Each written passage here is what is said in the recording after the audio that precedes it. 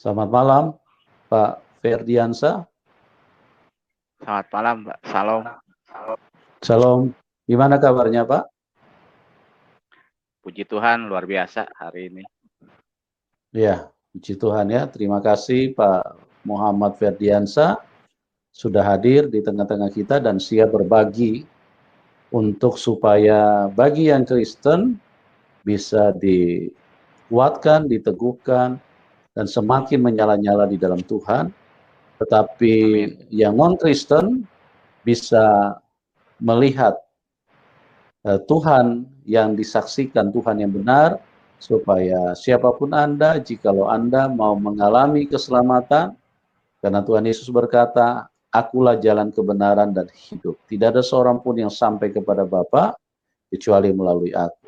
Nah, seperti yang saya katakan tadi, Amin. bahwa beliau ini istilahnya cukup paham ya dengan agamanya yang sebelumnya, karena beliau sempat belajar di pesantren. Nah, bagaimana kuasa Tuhan telah mengubahkan kehidupannya, kita akan dengarkan secara langsung dan juga kita akan lihat aniaya-aniaya yang diterima saat beliau menerima Tuhan Yesus sebagai Tuhan dan Juru Selamat. Memang meninggalkan Islam itu satu hal yang tidak mudah bagi murtadin, ya, tidak mudah karena tantangannya sangat besar, ya. Ini yang kita akan dengar supaya kita bisa diberkati ya, dan kita bisa dikuatkan dan iman kita semakin luar biasa dan semakin dahsyat. Oke, Pak Ferdiansa, Anda bisa menceritakan secara lengkap mulai dari latar belakang dulu ya. Bagaimana dulu Anda di Islam dan seperti apa Anda mendapatkan pendidikan pada waktu itu, dan kemudian bagaimana Anda bisa beralih meninggalkan Islam dan kemudian percaya dan menerima Tuhan Yesus sebagai Tuhan dan Juru Selamat. Oke, Pak Ferdiansa, Amin. waktu dan tempat saya serahkan kepada Anda. Silakan, Pak Ferdiansa. Baik, Pak. Terima kasih, Mas. Ya, salam Elohim Besem Hamasyiah. Salam dalam Tuhan, dalam Kristus. Perkenalkan, nama saya Muhammad Ferdiansa. Saya lahir di Jakarta 10 Februari 1981. Saya hidup di lingkungan yang orang keluarga saya itu betul-betul fanatik dalam Islam, apalagi bapak saya ini orang dari Sumatera Utara, Melayu, Pangkalan Berandan. Jadi kalau misalkan saya dulu sama kakak-kakak saya itu kalau misalkan nggak sholat 5 waktu itu habis badan kita semua dipukul pakai sabuk dari kulit, gesper dari kulit begitu. Nah, ketika saya hidup di Jakarta dan saya lahir di Jakarta, tepat di saya usia 5 tahun, di situ Tuhan menguji keluarga saya dengan orang tua saya akhirnya berpisah, mama saya dan bapak saya berpisah dan saya akhirnya diambil oleh nenek saya. Saya diajak kebetulan waktu itu kakek saya almarhum kakek saya seorang pensiunan AURI, jadi nenek saya diberikan rumah pensiunan AURI di daerah Tasikmalaya. Mungkin kalau misalkan yang orang Tasikmalaya mungkin tahu ya komplek AURI itu di mana gitu. Nah, saya tinggal di situ, saya dibesarkan oleh nenek saya di usia 5 tahun. Saya SD, SMP di sana dan kebetulan waktu SMP itu saya lumayan nakal. Sekolah aja saya kadang-kadang 1 bulan tuh cuma 2 kali masuk sekolah SMP itu waktu itu. Jadi karena kenakalan saya, ya karena pergaulan akhirnya nenek saya memutuskan untuk memasukkan saya di pesantren, di pondok pesantren. Akhirnya saya dikirim ke pondok pesantren di daerah Pamijahan. Waktu nama pondok pesantrennya itu Pondok Pesantren Salafiyah Al Karomah dan sampai sekarang puji Tuhan pesantrennya masih berdiri dan masih ada dan masih hidup juga kiainya gitu. Jadi saya waktu itu dimasukkan ke dalam pesantren situ, saya mulai di situ diajarkan segala ilmu pendidikan agama, terutama tentang ketauhidan, bahwasanya ya waktu itu ya Allah itu ahad gitu. Karena memang sepengetahuan dari keyakinan kami ya Allah itu adalah ahad, satu, esa, dan tidak ada dua ataupun tiga begitu. Begitu yang kita ajarkan. Nah, ketika sepanjang perjalanan saya untuk menjalani pendidikan pondok pesantren tersebut, sampailah pada puncaknya di situ di pondok pesantren saya itu kitab terakhir untuk pengajian para santri yaitu kitab kuning itu bernama Kitab Hikam. Jadi mungkin kalau misalkan pemirsa dari yang muslim atau yang pernah pesantren mungkin tahu kitab kuning hikam itu kitab untuk mempelajari ilmu apa. Nah, ketika saya dan santri-santri lainnya ingin naik kepada tingkatan itu, kita waktu itu yang dispesialkan untuk masuk ke kelas hikam itu ada 5 orang. 5 orang ini ya termasuk sahabat saya, dan sahabat ini yang ketika lulus pesantren juga sebagai pendiri daripada Taman Pendidikan Al-Quran di Tasikmalaya. Jadi ketika saya dan 4 orang teman saya ini disuruh untuk tirakat. Tirakat itu dalam artian mendekatkan diri kepada Allah lebih khusyuk lagi gitu, lebih khusyuk lagi.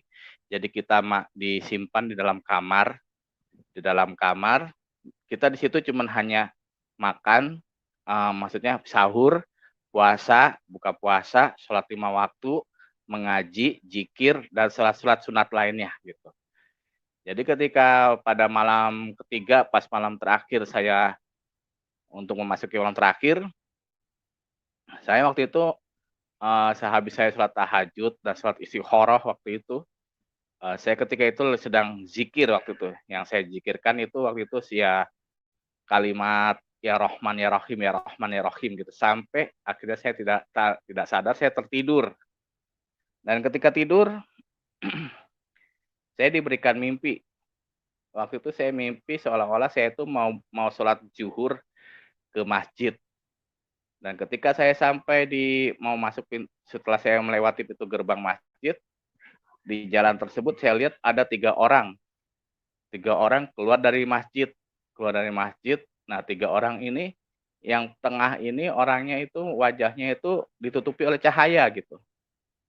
Ditutupi oleh cahaya, jadi terang benderang. Saya juga padahal ini siang-siang, tapi kok wajah orang ini kok bercahaya begitu. Nah, ketika saya berpas-pasan dengan ketiga orang ini mau keluar, saya mau masuk ke masjid, tapi ketika pas-pasan saya beri salam sama yang sebelah kanan. Saya bilang, "Assalamualaikum Pak, saya mau tanya, itu yang tengah siapa ya Pak ya?" Lalu yang sebelah kanan ini bilang, "Ya Waalaikumsalam, yang tengah ini adalah Isa Al-Masih," begitu. Nah, maksudnya Isa Al-Masih, saya langsung berikan salam, "Assalamualaikum warahmatullahi wabarakatuh." Lalu beliau juga langsung menjawab, "Waalaikumsalam warahmatullahi wabarakatuh." Lalu ketiga orang ini ya keluar lagi gitu. Dan ketika saya mau masuk masjid, tersadar saya bangun karena kedengaran suara ajan salat subuh. Jadi saya terbangun waktu itu. Nah, ketika terbangun setelah salat subuh, ya kita mengaji. Lalu pagi-paginya saya ketemu dengan kiai saya. Kalau di daerah saya tuh kalau kiai itu panggilannya itu mama. Jadi saya tanya, "Mama, Mak, ini saya tadi malam mimpi begini, Mak. Ketemu dengan 3 orang, begini. Lalu kiai saya terdiam gitu, lalu nggak lama beliau ngomong gitu, "Kamu nanti pada umur 30 tahun, ada sesuatu perubahan yang terjadi dalam diri kamu dan kamu juga bakal kaget. Dan kamu juga nggak akan pernah menyangka kalau kamu bakal berubah seperti itu." Nah, waktu itu saya pikirannya, oh mungkin saya ini mau jadi seorang kiai besar atau penceramah besar atau pendakwah besar gitu, atau dai atau apapun, atau sukses dalam pemikiran saya waktu itu seperti itu. Tidak ada pemikiran saya bakal menjadi seperti sekarang gitu. Jadi ya saya aminkan saja waktu itu. Ya mudah-mudahan Ustadz mohon doanya saja gitu. Nah, akhirnya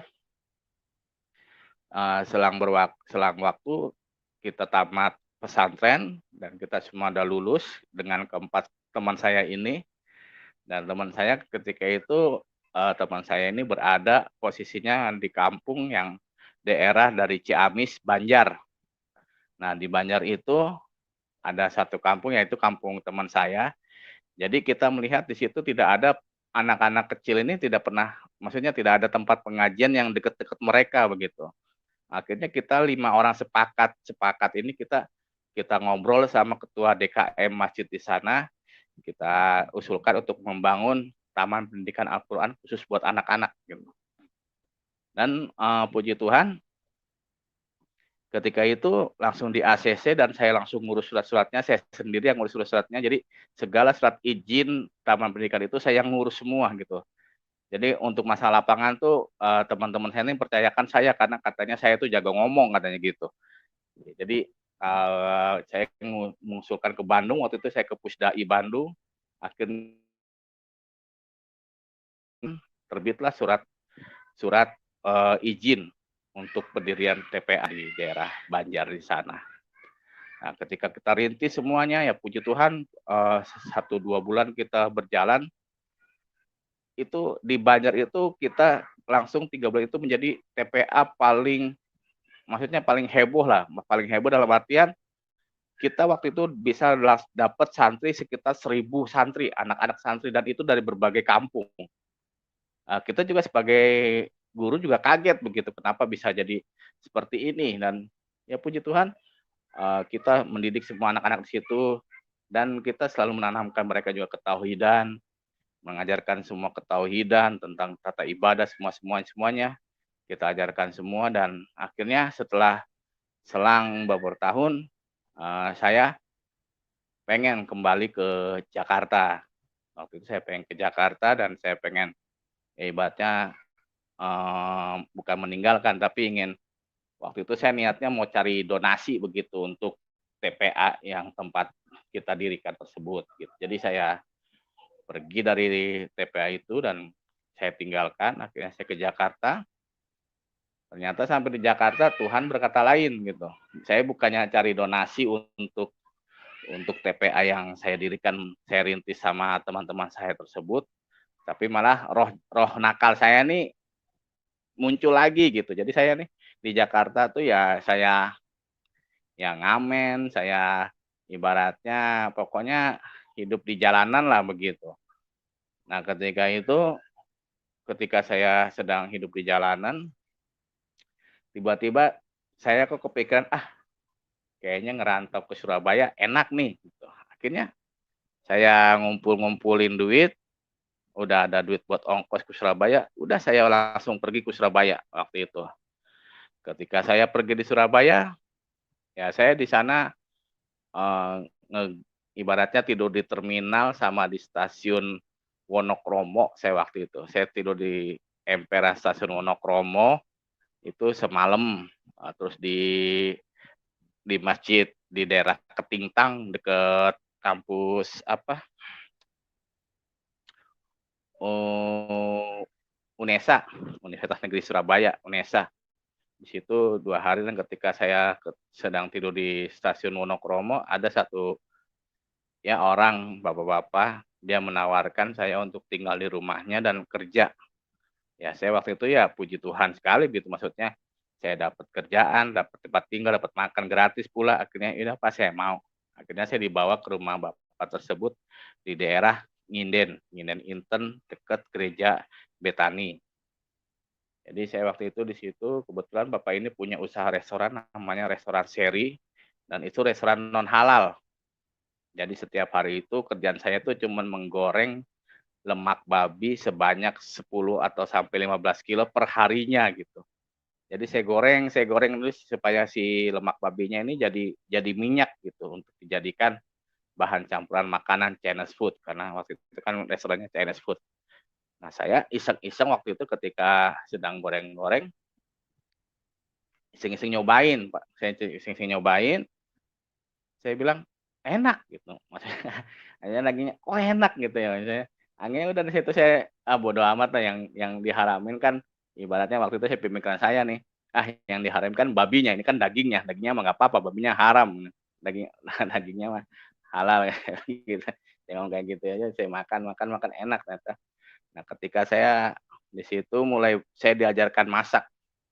Saya pertama kerja di bapak tersebut, Bapak Anto ini saya kerja sebagai tukang cuci piring, ya bersih-bersih, ngepel apa semuanya, saya serabutan di situ.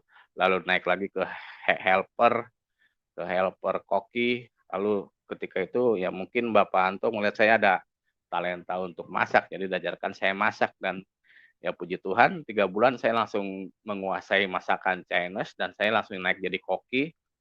Dan ketika serang 6 bulan, 6 bulan saya langsung ketemu dengan salah satu customer yang biasa datang ke sana. Kebetulan beliau itu manajer daripada hotel Aston di Kupang. Jadi saya ditawarkan, Mas, kalau Mas mau nggak ngerantau ke Kupang NTT? Saya bilang, wah, saya bilang kalau masalah ngerantau sih Pak jangan tanya, saya mah siap aja kemana aja, yang penting diongkosin, saya bilang kayak gitu. Ya, ya udah kalau gitu nanti kita kontak-kontakan. Akhirnya kita kontak-kontakan. Akhir awal 2018 akhirnya saya terbang ke Kupang dengan beliau dan saya masuk di hotel di lokal di sana yang di bawah naungan dari Aston tersebut. Jadi saya mulai kerja di sana tahun 2018 tahun 2008 saya masuk ke Kupang tahun 2008 waktu itu dan akhirnya selang berapa bulan saya ketemu ya nona di sana, Nona Air Mata, dan akhirnya saya memutuskan untuk menikah dengan dia. Ya puji Tuhan dalam pernikahan itu kita dikaruniai tiga orang anak. Nah, kembali lagi ke awal, ketika saya lalu pada satu malam itu saya mimpi gitu. Mimpi karena kebetulan waktu itu saya itu kayak model ya mungkin karena orang Jawa datang ke NTT, penyakit yang biasa kena itu pasti ya malaria gitu. Jadi ketika waktu itu saya kena penyakit malaria dan memang pikiran saya itu, waduh saya bakal mati nih, saya bakal mati nih. Jadi pikiran saya itu yang ada tuh saya bakal mati begitu karena sakit tersebut. Nah, ketika itu saya di malamnya itu saya mimpi. Saya mimpi saya berada di satu ruangan putih dan ruangan itu nggak ada orang satupun kecuali saya. Ketika saya sedang mengamati, tiba-tiba ada suara yang bilang, kalau kamu ingin hidup, kalau kamu ingin selamat, dan kalau kamu ingin benar dalam kehidupan kamu, kamu harus ikut saya. Ketika itu saya kaget gitu, saya bangun-bangun waktu itu 2:30. Saya bangun kaget 2:30, saya bilang, apa lagi nih maksud mimpi ini, saya mau telepon kiai saya yang di Tasik, nggak enak karena ya saya meninggalkan tugas sebagai pengajar TPA di Tasik di sana, di Banjar sana. Akhirnya udahlah saya coba doa saja, Tuhan, ya Allah maksud mimpi ini apa gitu. Nah, ketika itu ya saya masih kerja rutinitas seperti biasa. Nah, pada suatu hari saya pagi-pagi itu tepatnya hari Minggu, saya iseng-iseng buka radio, nyetel radio di sana di Kupang. Nah, ketika pas saya buka ada radio Kaisarea namanya itu. Di Kupang itu nama radionya tuh Radio Kaisarea. Nah, ketika saya sedang mendengarkan itu, tiba-tiba pendetanya ini sedang khotbah dan nggak lama dia bilang, Alkitab berkata, akulah jalan dan kebenaran dan hidup. Tidak ada seorang pun yang datang ke surga kecuali melalui aku. Wah, saya bilang, wah ini kayaknya nyambung nih maksudnya sama mimpi saya gitu. Nah, saya langsung di situ hati saya ini mulai pengen mengenal siapa ini gitu. Akhirnya saya mulai kembali buka lagi Al-Quran. Waktu di Kupang memang saya tidak punya. Akhirnya saya pergi ke Gramedia, saya beli Al-Quran terjemahan.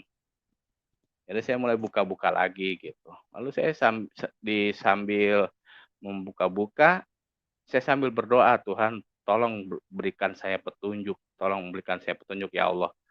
Karena saya nggak mau nih mati masuk neraka gitu. Saya ini paling apa sih, saya walaupun tampang sangar begini, maksudnya kalau misalkan masalah mati itu saya pikiran tuh, "Wah, masuk neraka nih," gitu. Karena ya memang sepanjang apalagi kan kiai saya waktu saya di pesantren tuh harus kita nih sholat benar-benar sholat 5 waktu nih jangan pernah tinggal, puasa itu jangan pernah tinggal. Nah, karena kan kemarin saya waktu saya nakal itu saya sholat 5 waktu juga masih ya belang jarang-jarang Senin Kamis lah.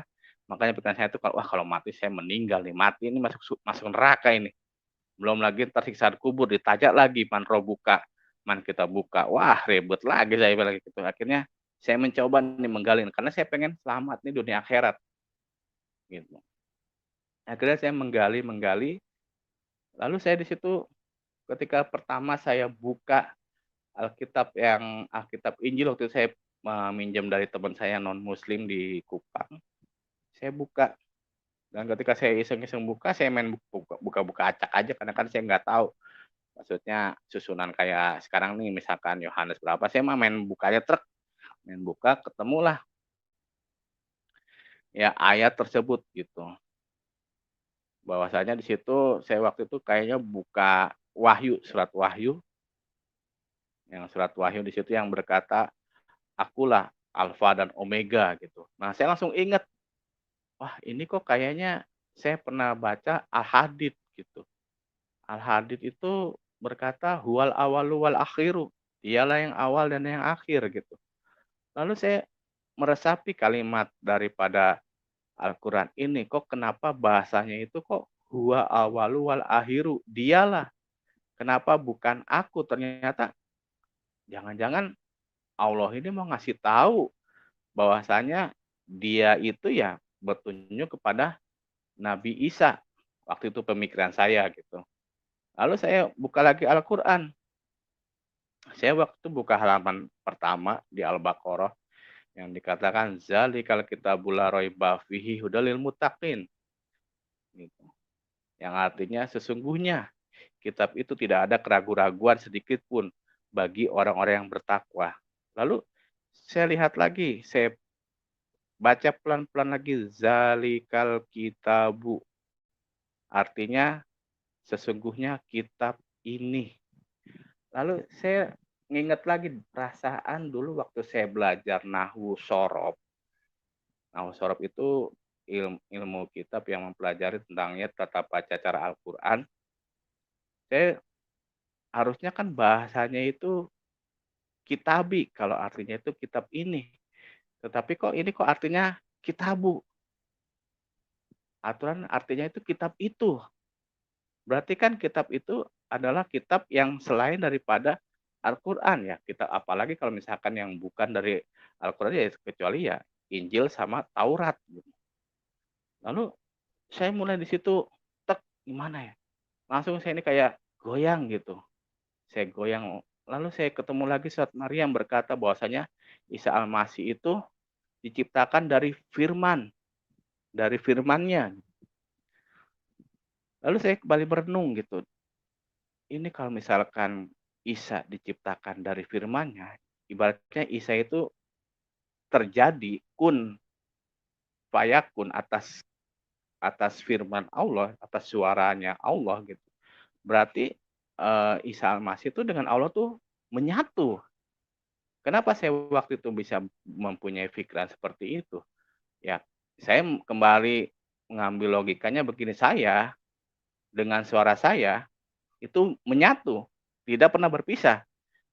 Dan orang bisa mengenal saya lewat suara saya aja. Contohnya istri saya bisa kenal saya lewat suara saya. Misalkan saya nelpon istri saya, "Halo Mah, Mama lagi ngapain?" Ya, istri saya langsung tahu gitu, oh ini suara suami saya gitu. Berarti Eee, sua sa orang bisa mengenal saya dari suara saya gitu. Lalu saya berpikiran, berarti saya bisa kenal dengan Allah yang sebenarnya dari Isa Al-Masih. Ya karena apa? Karena Allah dengan Isa Al-Masih itu satu, karena Isa Al-Masih itu ya suaranya Allah, firman-Nya Allah. Saya bilang langsung pikir-pikir, waduh Tuhan, ya Allah, apakah ini yang benar-benar ini suatu perubahan yang bakal terjadi di diri saya gitu. Ya karena dari situ saya mulai, waduh, jangan-jangan, bukan jangan-jangan, tapi memang Isa itu adalah Tuhan itu sendiri. Karena apa? Karena Tuhan dengan firman itu tidak pernah berpisah waktu itu pemikiran saya. Lalu saya membuka lagi, membaca lagi. Saya buka lagi, iseng baca Alkitab, tek, buka lagi, ketemu lagi ayat. Pada mulanya adalah firman. Dan firman itu bersama-sama dengan Allah. Dan Allah adalah, dan firman itu adalah Allah itu sendiri. Saya bilang, wah, ini benar-benar saya harus istikharah ini. Saya benar-benar harus sholat, benar-benar sholat doa yang nggak main-main ini. Karena saya nggak mau ibaratnya saya mati ini dalam keadaan kalau kata eh, yang sekarang tuh suul khotimah gitu. Saya nggak mau mati dalam keadaan suul khotimah. Saya pengen ya ibaratnya saya sengsara di dunia, jangan sampai saya sengsara di akhirat lah. Saya pemikiran seperti itu waktu itu. Jadi udah saya mulai di situ mulai terus berdoa dan belajar membuka Alkitab dan akhirnya suatu saat ya saya memutuskan untuk ikut Tuhan Yesus. Tetapi ketika saya ingin ikut Tuhan Yesus, saya kembali lagi ketemu dengan surat Al-Baqarah. Di situ ada Al-Quran membilangkan bahwasanya sibgoh Allah itu lebih mulia, lebih bagus, dan lebih suci. Lalu saya mengingat lagi mempelajari sibgoh itu ternyata artinya dimandikan, ditenggelamkan gitu. Jadi kalau mungkin kata bahasa Alkitabnya adalah baptis, tapi kalau kata bahasa Al-Qur'annya itu adalah sibgoh. Sibghatullah, sibgohnya Allah tuh lebih bagus. Ternyata ditenggelamkan oleh Allah tuh lebih bagus. Akhirnya saya di situ mencari gereja yang ibaratnya yang dia membaptis secara ditenggelamkan atau dengan bahasa sekarang, bahasa yang umumnya itu di Islam gitu. Akhirnya saya mencoba ke suatu gereja di Kupang di sana. Gereja di Kupang di sana, saya mengutarakan waktu itu, Pak, saya ingin dibaptis. Dan ternyata Bapak ini kenal saya gitu. Maksudnya tahu saya, tapi saya nggak kenal Bapak ini. Bapak ini tahu saya karena saya ini selain saya kerja di hotel di Aston sebagai tukang masak, saya ini seorang guru ngaji privat Wakapolres dan Wakapolda sama Kabak Ops Polda di Kupang, di NTT. Dan beliau juga tahu saya ini akrab dengan orang-orang di Departemen Agama di Kabak Islam gitu.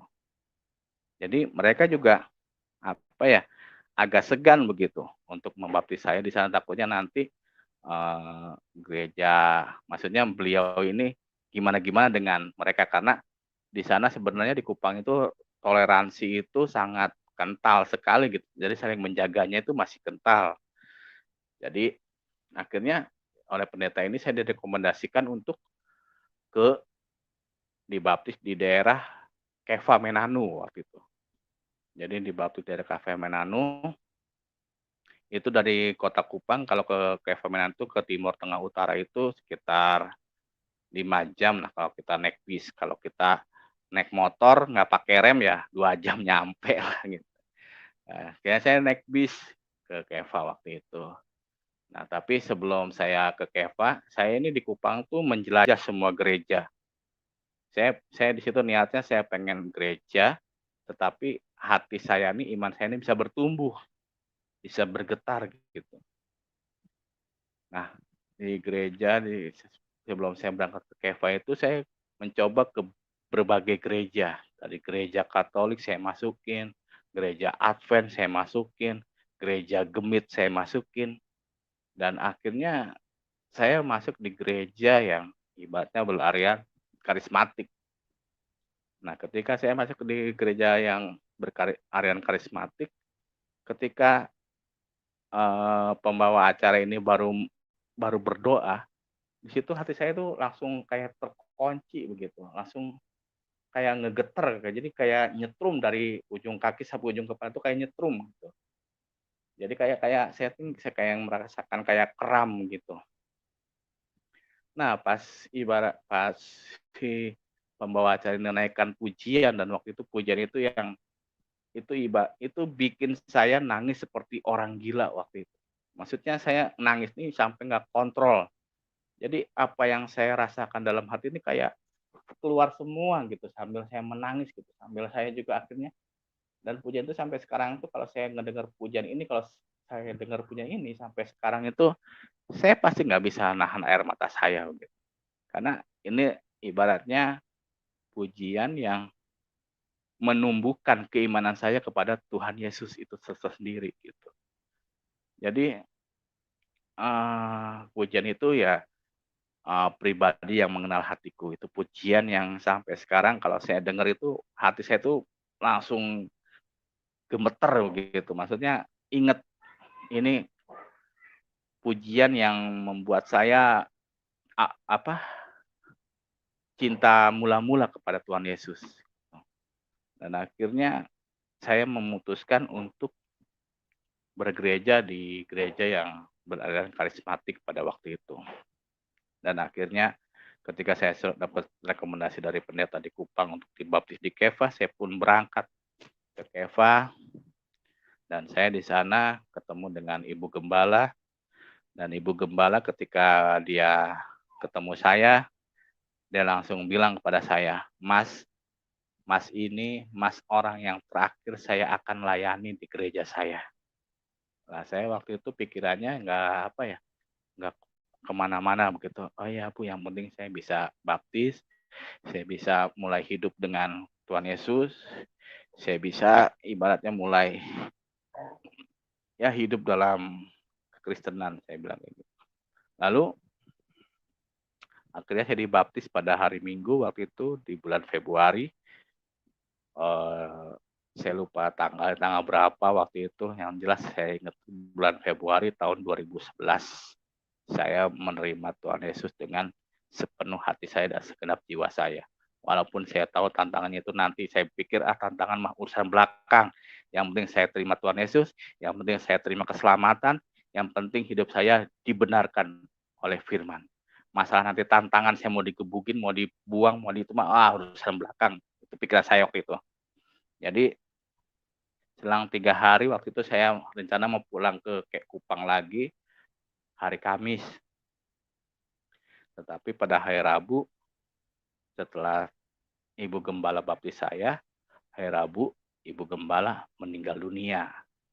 Dan ternyata benar ucapan beliau bahwasanya saya ini orang yang terakhir yang dia layanin gereja gereja beliau. Akhirnya saya di situ saya urungkan pulang pada hari Kamis karena saya ya saya begadang, maksudnya ikut malam penghiburan dari pertama, kedua, ketiga malam penghiburan saya ikut, dan sampai beliau Ibu Gembala ini dimakamkan juga saya juga ikut mengantarkan beliau ke tempat terakhirnya.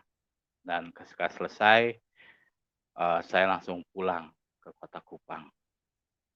Dan di Kota Kupang 1-2 hari ketika datang saya ngobrol sama teman-teman saya yang seagama dengan saya, orang-orang Kristen di sana, mereka puji Tuhan ya langsung peluk saya, langsung cium saya, apalagi ya mungkin Bapak Ibu tahu bagaimana keramahan orang-orang NTT terhadap pendatang. Ya mereka langsung peluk saya, mereka cium saya, mereka bilang selamat datang di kerajaan Tuhan, selamat datang dari bagian kami.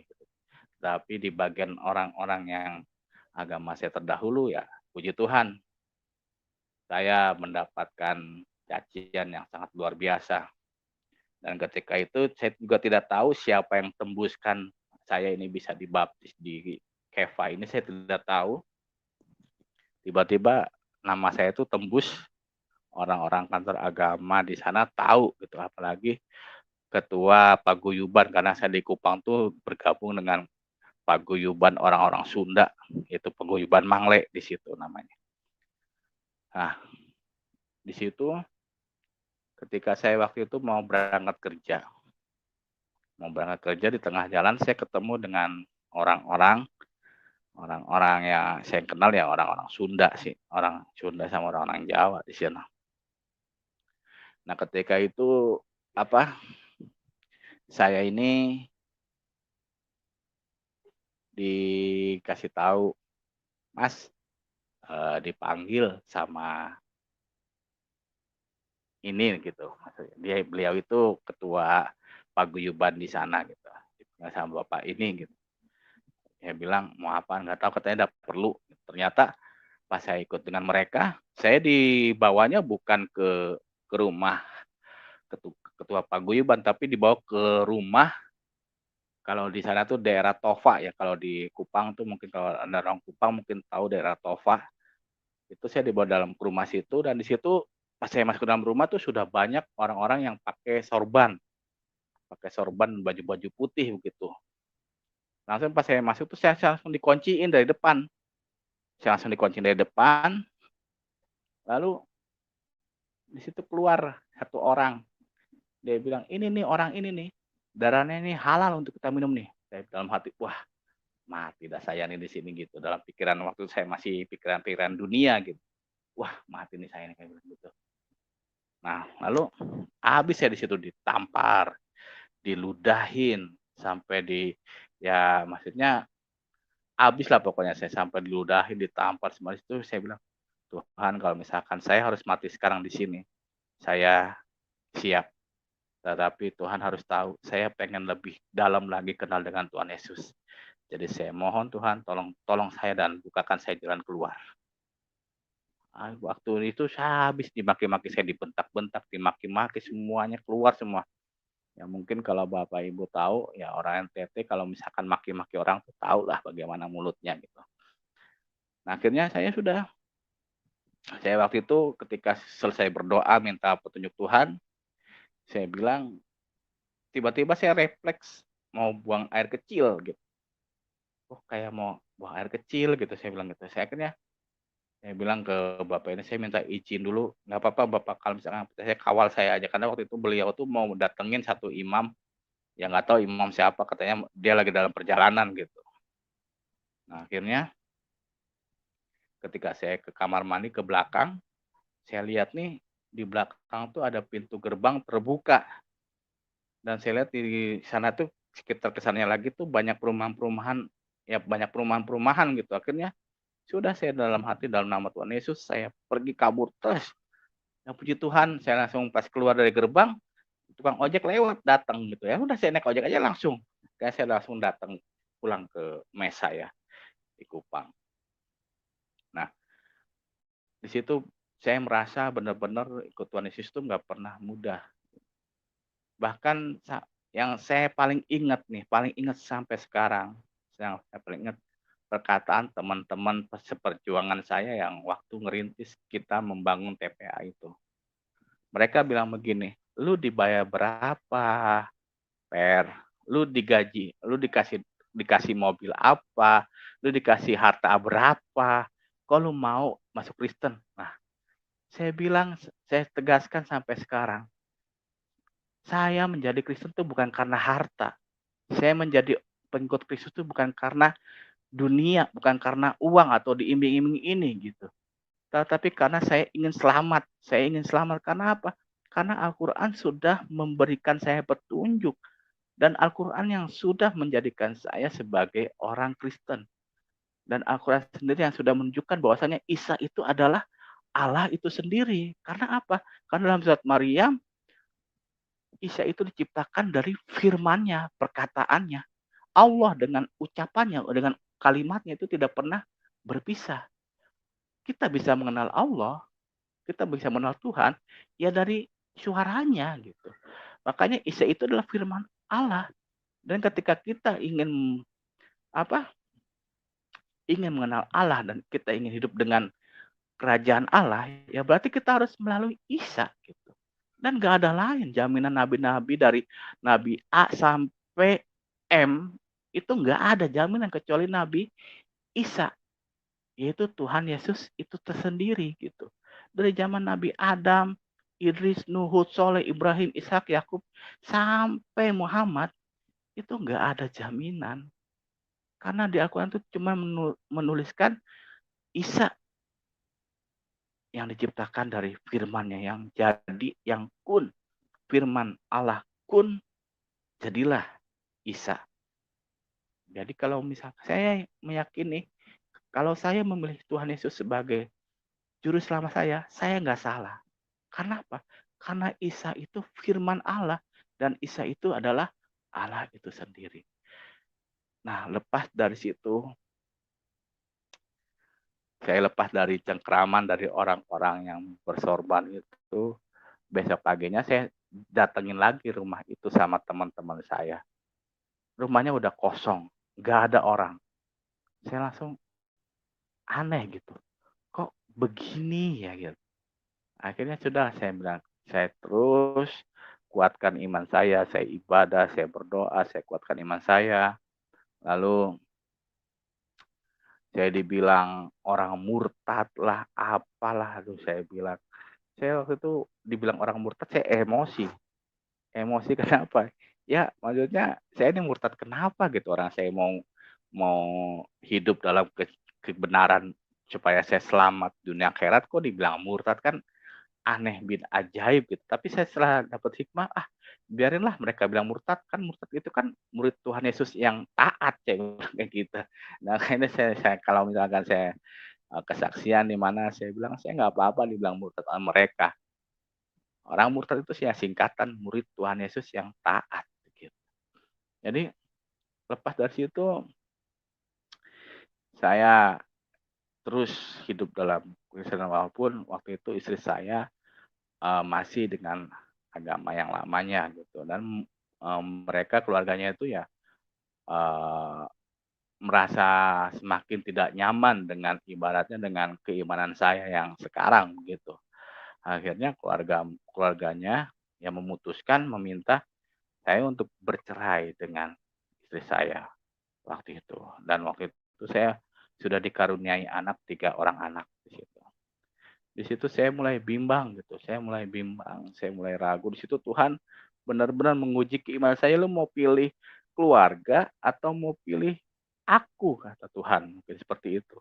Ya Tuhan Yesus tuh benar-benar ngepres keimanan saya nih, ngepres keimanan saya, "Kamu mau pilih keluarga kamu atau kamu mau pilih keselamatan?" Lalu di situ saya mulai goncang, saya terus berdoa. Lalu ketika saya sedang selesai berdoa, teman saya bilang, "Per, ingat Tuhan pernah berjanji, satu orang kamu selamatkan, maka sisi rumah akan diselamatkan oleh Tuhan." Lalu saya situ berpikir gitu, ingat kamu menjadi sekarang orang Kristen ini, kata teman saya waktu itu ada dua alasan kenapa kamu menjadi orang Kristen sampai sekarang. Lalu saya tanya, emang alasannya apaan? Yang pertama, Tuhan Yesus sudah pilih kamu. Karena apa? Karena Tuhan Yesus itu nggak sembarangan, ibaratnya menjadikan orang itu menjadi muridnya gitu. Jadi di dalam diri kamu tuh ada talenta yang terbesar. Walaupun orang cacat sekalipun, walaupun ada orang buta sekalipun, kalau misalkan Tuhan melihat ada talenta yang luar biasa dalam hidupnya, Tuhan akan memilih kamu. Tuhan akan memilih dia. Lalu saya bilang, ya mungkin juga ya. Tuhan memilih saya, mungkin saya ada talenta yang saya belum sadar gitu. Apa talenta saya sebenarnya? Sehingga Tuhan milih saya. Ya contohnya kita milih pilkada, ya kita lihat, wah ini orangnya bener kali ini, kita pilih lah gitu. Mungkin seperti itulah. Jadi yang kedua, kenapa kamu bisa jadi orang Kristen? Yang kedua, selain Tuhan milih kamu, ada orang Kristen yang mendoakan kamu supaya kamu selamat. Itu langsung saya ingat gitu. Waduh, dulu nih saya pernah nyakitin teman-teman saya yang orang Kristen. Saya pernah bilang, ngapain sih lu nyembah-nyembah nyembah-nyembah Tuhan, masa Tuhan cuma pakai celana kain kolor doang begitu terus disalib lagi gitu-gitu. Saya dulu pernah begitu seperti itu ucapan saya pada orang Kristen sebelum saya menerima Tuhan Yesus. Saya dulu saling menghina juga. Ah, jangan-jangan teman saya yang mendoakan saya atau ada orang yang mendoakan saya atau bisa-bisa teman kerjaan saya juga mendoakan saya. Pokoknya ya saya bersyukur aja lah sampai sekarang Tuhan sudah menyelamatkan saya. Nah, ketika itu saya mulai mengambil keputusan, oke, nggak apa-apa. Saya kehilangan, ibaratnya kehilangan istri, saya harus pisah dengan istri saya dan anak saya harus pisah. Kalau saya sih secara pribadi, saya pisah sama istri saya sih ya itu mah gampang lah ibaratnya. Dulu pemikiran saya, gue masih muda ini, gue ganteng ini, ntar juga dapat lagi cewek lagi buat jadi istri, dulu pikiran saya. Itu yang buat istri saya, tapi yang paling terberat dalam hati saya itu adalah berpisah sama anak-anak saya. Itu yang saya bikin goncang. Tapi saya selalu dikuatkan oleh teman saya. Tuhan, kalau Tuhan sudah menyatukan kamu dengan anak-anak kamu, nggak ada orang seorang pun yang dapat misahin kamu sama anak kamu. Nggak ada. Karena Tuhan sudah menyatukan kamu, itu tuh darah daging kamu. Tuhan nggak akan pernah misahin kamu sama anak kamu. Gitu. Pasti nanti Tuhan bakal buka jalan, Tuhan juga pasti bakal menyelamatkan anak-anak kamu. Supaya anak-anak kamu juga ikut pada kamu. Karena apa yang penting kamu kuncinya doakan anak-anak kamu terus. Doakan. Akhirnya sudah saya kuatkan hati saya terima. Ya pisah dengan anak istri saya. Nah ketika kita sudah resmi bercerai, di situ akhir kontrak kerja saya dengan Hotel Aston juga berakhir. Tapi saya ditanya sama HRD di sana, Per, kamu mau nerusin kontrak lagi nggak? Kita masih ngebuka kesempatan buat kamu untuk bergabung dengan kita lagi. Saya bilang, Pak, saya udah, saya pengen nenangin hati saya dulu, saya pengen pulang ke Jakarta dulu, saya pengen pokoknya pengen buka suasana baru dulu gitu. Akhirnya sudah saya waktu itu pulang dari Kupang tahun 2016 saya pulang dari Kupang. Dan saya kembali ke Jakarta, dan di Jakarta saya juga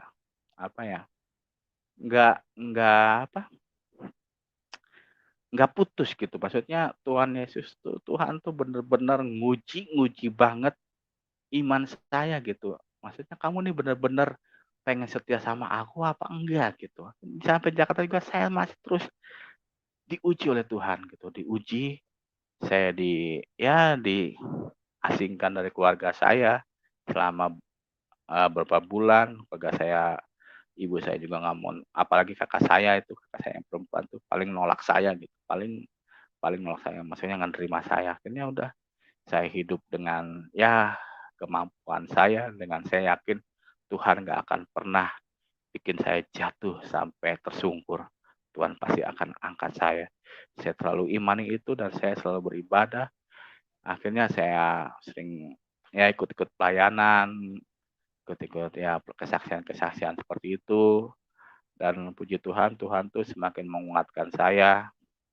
Dan pada akhirnya saya tetap hidup sebagai tukang masak. Dan ketika tahun 2000, pokoknya saya masak itu terus kerja, tapi saya terus berdoa sama Tuhan, walaupun di dalam pekerjaan saya itu selama kehidupan saya itu selalu diuji masalah gitu, uji tekanan-tekanan dari sini, dari keluarga, dari orang lain, terutama dari teman-teman saya gitu. Teman-teman saya yang di Tasikmalaya itu udah 100% mutlak nggak mau kenal sama saya sampai sekarang. Sampai sekarang saya kemarin coba video call, saya dapat temannya dari Facebook, saya coba video call, nggak pernah diangkat. Dan sampai sekarang mereka nggak pernah nerima saya, sampai sekarang. Dan walaupun saya tahu tempat Taman Pendidikan Al-Quran yang saya dirikan dengan 4 orang teman saya ini sampai sekarang tuh masih ada dan masih berdiri sampai sekarang. Dan Bapak Ibu yang perlu tahu, lagu Mars Taman Pendidikan Al-Quran tuh saya ciptakan dan sampai sekarang mereka masih nyanyikan gitu. Makanya saya, aduh, walaupun saya ditolak, tapi nggak apa-apa lah lagu ciptaan Mars TPA saya masih dinyanyiin gitu. Tapi ya puji Tuhan lah bagi saya sih itu nggak penting karena saya mencari itu bukan mencari dunia, saya pengen mencari keselamatan. Karena bagi saya di dunia itu cuman ibaratnya tempat ladang kita untuk bekal kita untuk hidup di yang abadi yaitu di kehidupan yang kedua. Akhirnya saya seperti itu saya ngontrak di Jakarta walaupun yang kalau saya boleh akui keluarga saya ya maksudnya hidup orang yang berada gitu. Tapi saya karena saya ditolak, diasingkan dan mereka juga nggak mau kenal saya. Ya saya tetap ah yang penting saya nggak pernah ninggalin Tuhan lah. Tuhan Yesus itu buat saya itu luar biasa lah. Dan yang saya paling paling saya apa ya? Paling saya nggak pernah ingkari itu Tuhan Yesus tuh selalu menolong kita tuh tepat pada waktunya gitu. Maksudnya ada aja. Maksudnya kadang-kadang saya nggak kebayang dengan logika saya bagaimana Tuhan Yesus menolong saya. Nah, ketika akhirnya sudah saya masih kerja dan saya terus berjuang dan saya terus ingin hidup dalam dalam Kristenan dan saya waktu itu ketika itu saya mendapatkan pemutusan kerja di Jakarta. Saya nggak kerja. Nah, ketika itu saya berdoa, Tuhan, saya ini mau gimana? Saya ini bukan meragukan kuasamu. Saya ini harus bayar kontrakan, harus bayar ini itu, makan minum. Tapi saya udah nggak kerja Tuhan, gimana ini? Saya bilang, ya pokoknya saya berdoa tuh sama Tuhan. Saya minta Tuhan, Tuhan jangan pernah sia-siakan saya.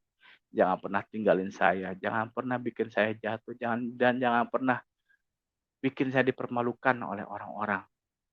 Karena saya percaya orang yang mengikut Tuhan Yesus itu tidak pernah dipermalukan. Dan saya percaya itu sampai sekarang. Lalu di tahun 2019 saya saya iseng-iseng pasang iklan di OLX lowongan kerja untuk koki. Dan baru saya pasang malamnya saya ditelepon. Saya bilang, Mas siap nggak kita ke Papua?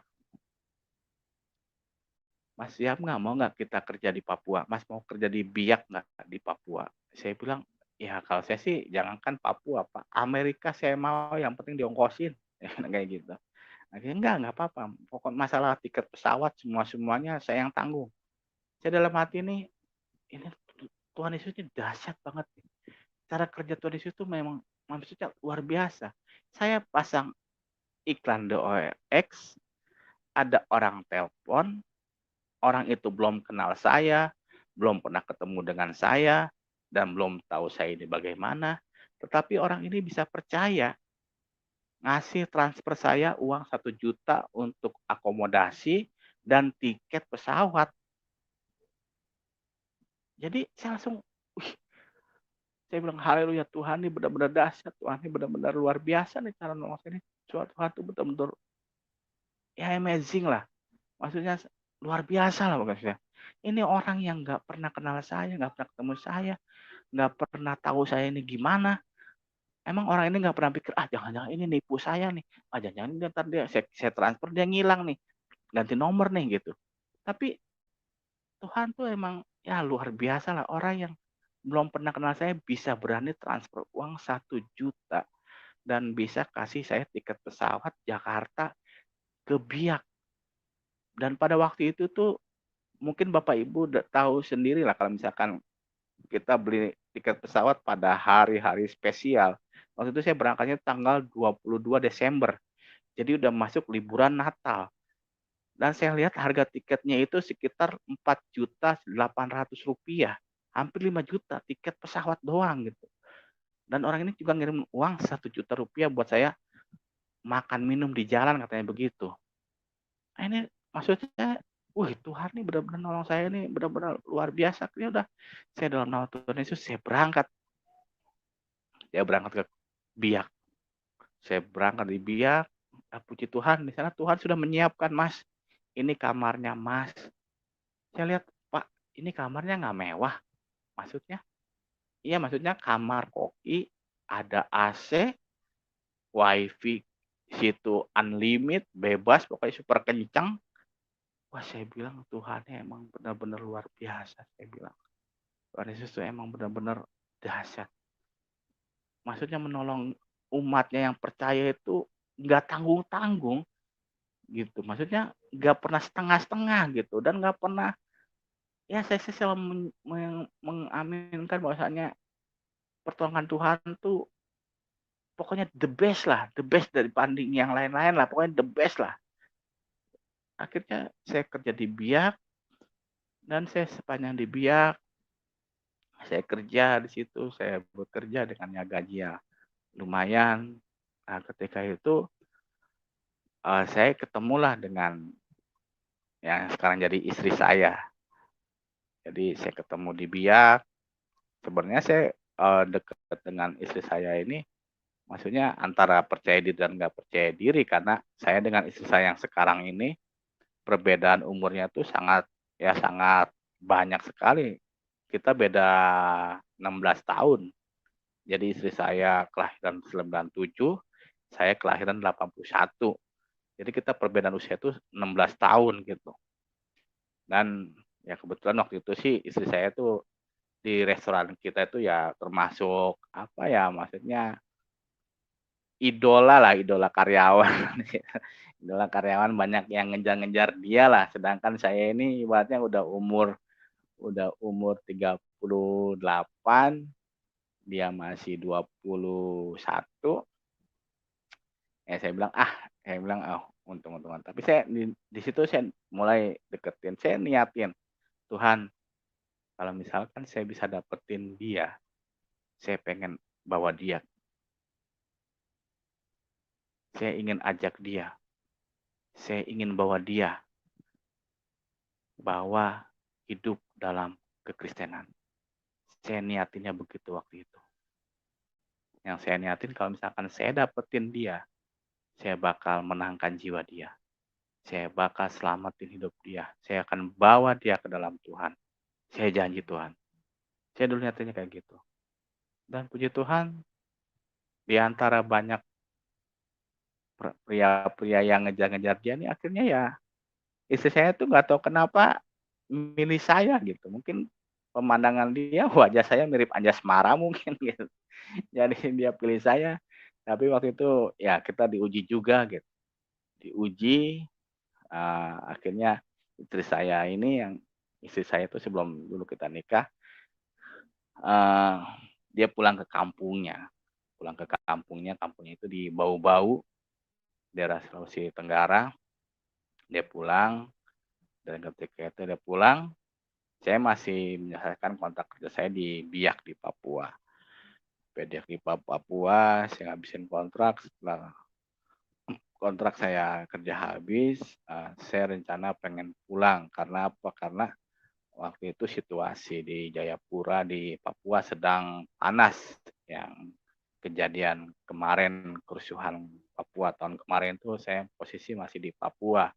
Jadi saya pengen perpanjang kontrak, saya juga yang ngeri-ngeri sedep lah kayak gitu. Maksudnya takut ya terjadi hal-hal yang bukan saya takut mati bukan gitu, Mas, tapi ya kita menjaga hal-hal yang kita tidak inginkan gitu. Selagi kita masih ada kesempatan untuk selamat, supaya kita bisa mengabarkan kabar gembira keselamatan itu hanya dalam Tuhan Yesus ya, kenapa enggak gitu. Akhirnya saya memutuskan untuk tidak perpanjang kontrak. Nah ketika itu saya mau pulang ke Jakarta, tapi saya bilang ke bos saya yang di Biak, saya pengen pulang pakai kapal laut saja gitu, sambil saya telepon ke ya ya istri saya dulu waktu itu belum jadi istri saya. Ya saya bilang, "Kamu mau ikut saya apa enggak? Kalau kamu mau ikut saya ke Jakarta, saya tunggu kamu di pelabuhan Bau-Bau." Ya dia waktu itu istri saya itu posisi keadaan tuh sudah tunangan dengan orang di sana gitu, sudah tunangan gitu. Bahkan dia juga udah rencana bulan depan mau menikah dengan orang sana.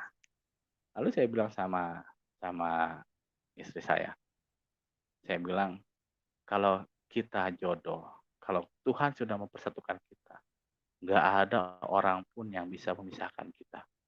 Di situ saya tetap saya saya utarakan ya, saya, "Tuhan, kalau misalkan wanita ini ikut saya bakal bawa dia ke dalam Tuhan. Saya janji Tuhan, saya pasti akan bawa dia.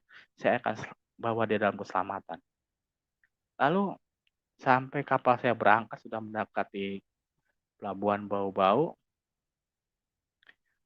dia nih saya masih ya maksudnya iya kayak gitu aja, tapi ketika jam setengah dua malam kapal saya sandar di Bau-Bau, istri saya tuh, apa ya, kakinya dia itu tadinya dia nggak mau ikut saya gitu, tapi dia nggak tahu kenapa kakinya tuh katanya tuh nggak bisa diem, pengennya tuh jalan ke pelabuhan gitu. Jadi seolah kakinya tuh ada yang narik gitu, kakinya tuh ada yang narik dia gitu. Akhirnya sudah, dia akhirnya jam setengah dua dia ke pelabuhan, naik ojek ke pelabuhan dan saya jemput di bawah dan kebetulan saya waktu itu memang saya sudah beli karcis buat dia di Biak tuh, saya udah beli karcis buat dia memang gitu. Tapi saya di situ saya apa, untung-untungan maksudnya ini tiket dia ikut ya, saya ini maksudnya hoki kalau misalnya nggak ikut ya anggap aja inilah saya ini, apa, buang sia lah kayak gitu saya niatnya. Nah puji Tuhan istri saya ikut dan ikut ke Jakarta dan kita akhirnya ya waktu itu kita, baru apa ya, menikah secara bawa tangan dulu waktu itu saya ngikutin alur dia dulu deh gitu, maksudnya yang penting saya bisa menyelamatkan ya, saya sih waktu itu ngambil pelajarannya dari Rasul Paulus aja lah, apabila kita berada di tengah-tengah orang yang berhukum Yahudi ya kita ikutlah, berlakulah seperti orang. Yang penting niat saya pengen menyelamatkan dia, pengen menangin jiwa dia. Akhirnya sudah kita di situ dan di situ keluarga dari istri juga nggak tinggal diam. Begitu banyak orang-orang pintar di daerah Sulawesi sana yang ingin mensantet kita, mengguna-gunai kami dengan kuasa gelap, dengan ilmu hitam. Tapi saya langsung tantang, saya bilang, "Silakan kalian pakai orang sebanyak apapun, tapi saya punya Tuhan yang melindungi saya. Gak bakal tembus ilmu kalian ke saya." Puji Tuhan sampai sekarang, walaupun ya waktu itu ada goncangan-goncangan, akhirnya Tuhan tetap melindungi kita. Tuhan Yesus tetap ibaratnya selalu menjaga kita, selalu menjaga saya dan istri saya. Dan akhirnya puji Tuhan setahun saya menikah dengan istri yang sekarang, baru tahun kemarin, tahun 2021, kami berdua dikaruniai anak laki-laki tepat pada tanggal 14 Februari pas hari Valentine. Ya, kami sudah dikaruniai anak satu laki-laki, tetapi ya puji Tuhan, kado terindah pernikahan saya dengan istri itu ada 2 tahun kemarin dan ini. Kado yang pertama ketika Natal tahun 2020, saya lagi diam-diam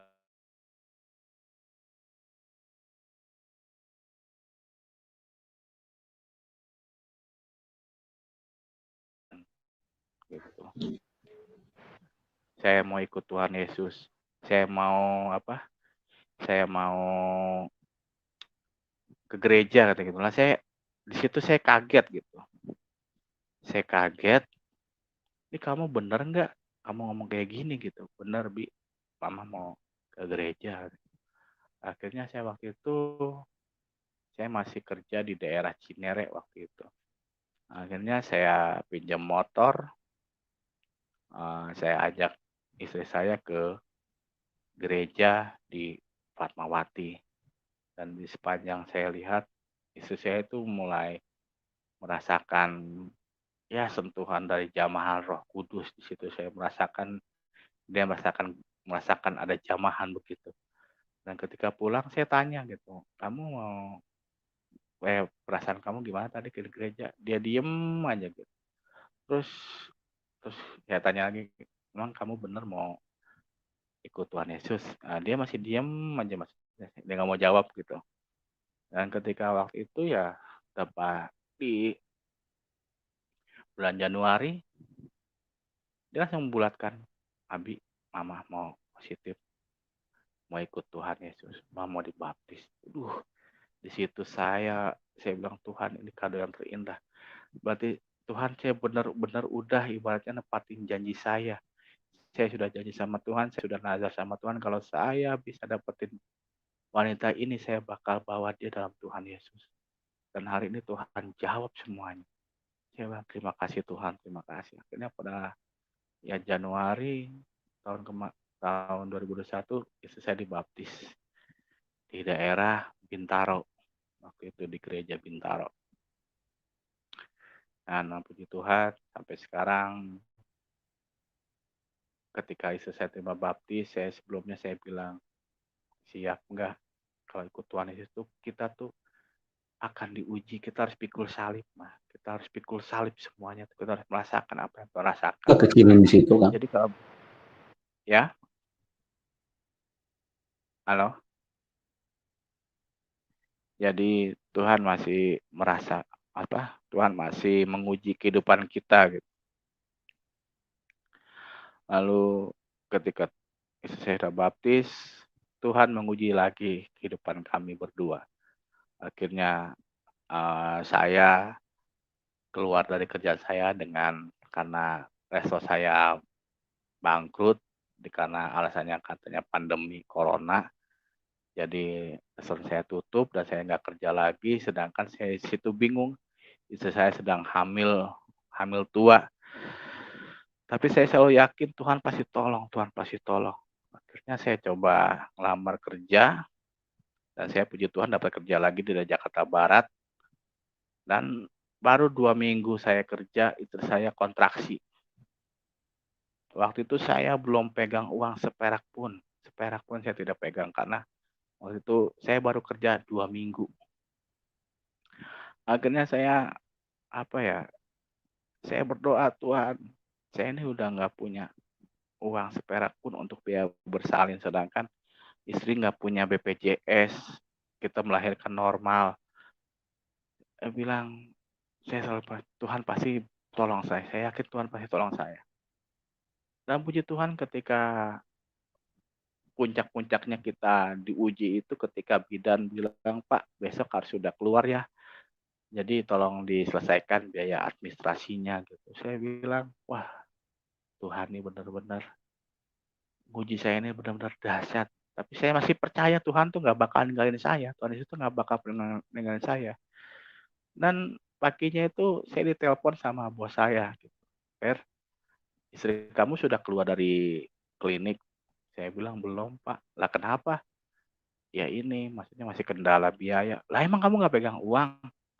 "Ya enggak lah Pak, saya juga baru kerja di Bapak 2 bulan. Saya mau kasih pun juga kan nggak bisa Pak, nggak enak juga." "Wah, yaudah kirim nomor rekening kamu." Akhirnya saya ditransfer oleh bos saya. Gitu. Saya baru kerja 2 minggu bisa ditransfer sekitar 2 jutaan lebih gitu, hampir 3 juta waktu itu. Dan itu saya pakai semua untuk bayar biaya persalinan misalnya, dan akhirnya puji Tuhan saya pulang ke kontrakan. Kita di sini hidup masih tinggal di kontrakan walaupun kita ngontrak ya tetap ada, ya ada kuasa kasih Tuhan di sini. Lalu saya bilang, "Mah, kita ini walaupun nanti kita dicaci, dimaki, dihina, ingat Tuhan, ajaran Tuhan Yesus itu adalah ajaran kasih. Tidak pernah kekerasan di balik kekerasan, tidak pernah kebencian di balik kebencian. Tetapi Tuhan tuh selalu mengajarkan kita kasih." Dan sampai sekarang kita masih ngontrak dan Tuhan juga masih menguji kehidupan rumah tangga saya sampai sekarang. Bulan depan, akhir bulan ini, ya restoran tempat saya kerja juga akhirnya mau tutup buku juga, mau tutup juga. Saya bilang, "Tuhan, ini ya, bulan depan saya ini nganggur, tapi saya yakin Tuhan pasti buka jalan. Buka jalan. Pasti Tuhan kasih pekerjaan lagi buat saya supaya saya bisa menghidupi kehidupan anak saya dan istri saya di sini." Ya, tapi sampai sekarang saya selalu meyakini dan Tuhan itu tidak pernah salah. Tuhan itu tidak pernah ingkar janji. Dan saya juga nggak pernah menyesal. Seumur hidup saya tidak pernah menyesal. Saya memilih keputusan untuk ikut Tuhan Yesus. Sampai sekarang saya tidak akan pernah menyesal. Karena Tuhan Yesus itu teramat baik dalam kehidupan saya. Walaupun dalam kehidupan lama saya begitu mencintai agama saya dulu. Tapi ketika saya mengenal Tuhan Yesus, semuanya itu ternyata keselamatan ada dalam Tuhan Yesus. Dan nggak ada yang bisa. Nggak ada Tuhan lain. Tidak ada la ilahi kecuali Tuhan Yesus. Tidak ada Allah sekalipun sekali Tuhan Yesus. Jadi saya ingin berbagi kesaksian ini untuk ya saudara-saudara terkasih yang hidup dalam Kristus sampai detik ini. Jangan pernah meninggalkan Tuhan Yesus dalam keadaan apapun, dalam keadaan sulit apapun. Jangan pernah meninggalkan Tuhan Yesus. Karena ketika kita meninggalkan Tuhan Yesus, keselamatan kita akan hilang. Ingat, yang bisa menjamin kita masuk surga, yang kita bisa menjamin kita selamat, hanya Tuhan Yesus yang bisa menjamin. Yang lainnya itu tidak ada yang berani menjamin. Saya selama dalam Kristen tidak ada kata insya Allah, tidak ada. Yang ada adalah ya dan amin. Ya dan amin. Jadi itu sedikit kesaksian yang saya bisa berikan kepada saudara-saudara terkasih. Ya, saya harap bantuan doa supaya saya dan istri, apalagi istri baru mengenal Tuhan Yesus, bantu doa kami supaya kami semakin kuat dan bisa menghadapi segala ujian dan cobaan sampai detik ini. Dan kami berdua sudah memutuskan sampai mati kami akan tetap setia kepada Tuhan Yesus. Itu saja yang bisa saya dapat berikan kesaksian pada malam hari ini. Terima kasih buat Bapak Pendeta Yusuf yang telah memberikan saya kesempatan. Terima kasih, Tuhan Yesus memberkati. Haleluya, puji Tuhan. Kita diberkati dengan kesaksian yang luar biasa bagaimana Tuhan Yesus mengubahkan seseorang yang cukup fanatik dengan keagamaannya sebelumnya, tapi kita melihat di sini kuasa Tuhan Yesus sangat nyata dan telah terbukti bahwa Tuhan Yesus bukan hanya huruf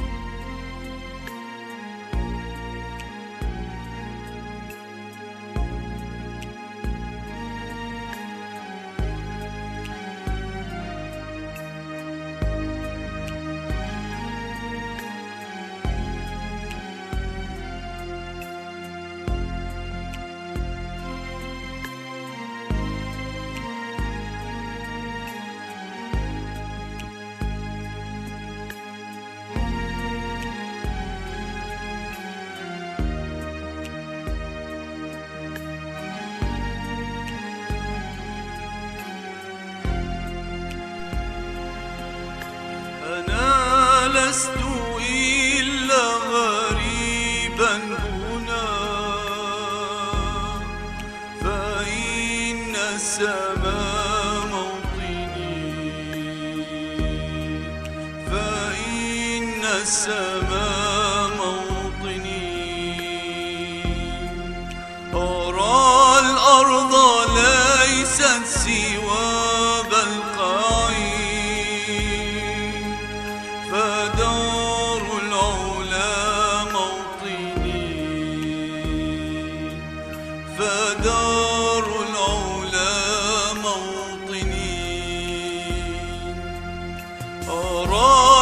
والحزن والخوف حولي هنا، فدار العلا موطني، فدار العلا موطني. لذلك أشتاق أن أرتقي سريعا إلى موطني، سريعا إلى موطني.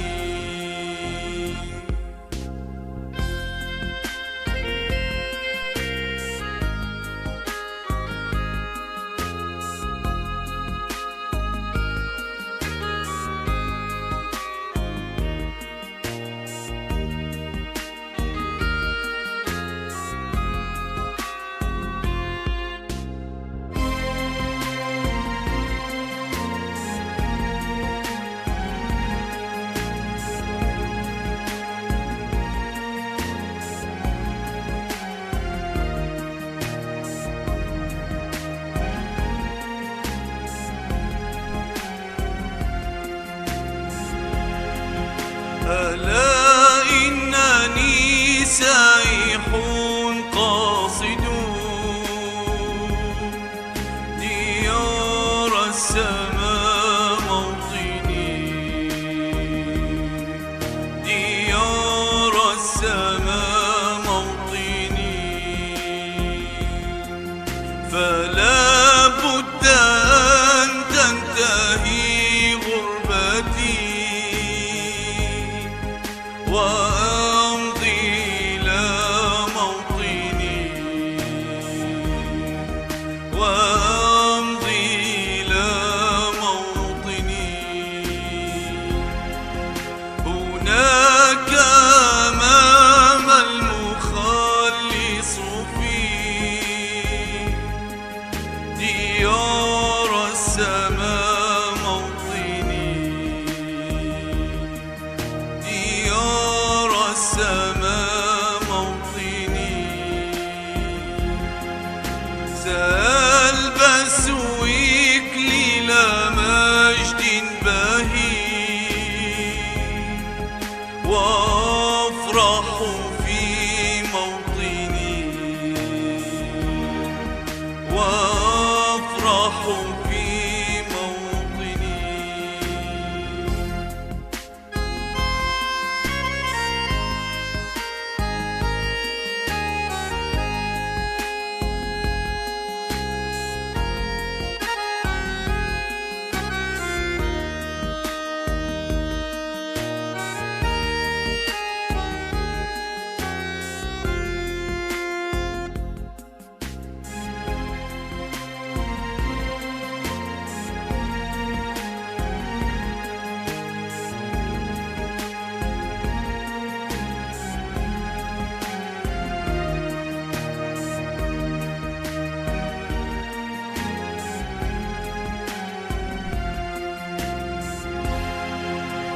هناك أمتع نفسي بما